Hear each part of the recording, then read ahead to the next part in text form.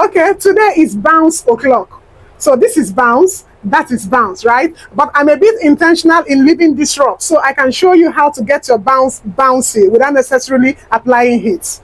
Okay, so first of all, I need to start brushing this hair by starting from the tips, right? I don't need to start from here and brush it down. The more I do that, I apply more pressure on this base. Do you understand? Which can lead to two things. Number one, it leads to early or premature pulling off of hair from the lace. It can even lead to tearing of the lace, which is the base, right? Then the final one can as well be straightening the hair much more earlier than it was supposed to be. Okay, so now I start by starting from the tips. So I brush down the tips, then I'm brushing and I am ascending, right? I am brushing and I am ascending. Are you getting what I'm doing? I'm brushing, I am ascending. But if you feel the base is so scattered, you can as well just use a rat tail comb. You can use a rat tail comb to smoothen the base, right?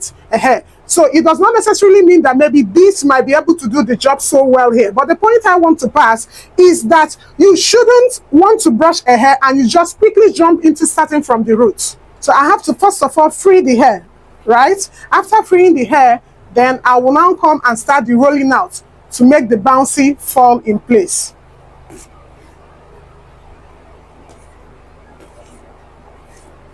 You can also use a white toothed comb. It's not necessarily or is a must or mandatory you must use this. So now, since I am done detangling or maybe freeing out the tips, then I section the hair. I'm not a stylist, I'm only trying to teach. So I section the hair and I start this way, right? So as I'm coming down, I'm rolling in and I'm rolling out. I push it in, then I bring it out. You see? Okay, the first step there, since I have already freed out the whole ends, right? And I did it from the tip up to the root. Now, I want to now go into forming its bounce. So here, I section it, then I'm coming down, I'm rolling it, is a reverse out. You see? Can you see it now? So the bounce is there. I start with this again. You can see, I'm coming, I'm twisting in, then out. Can you see it? Right? There is no rocket science here. It's just a little techniques. I take another one.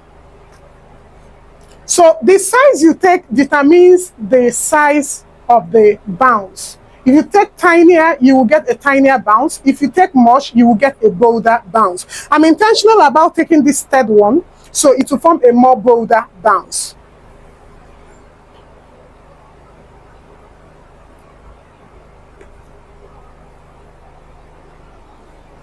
Can you see this? So look at it. So you call this is a heatless method. So I use my heatless method and I'm still able to get my bounce in place.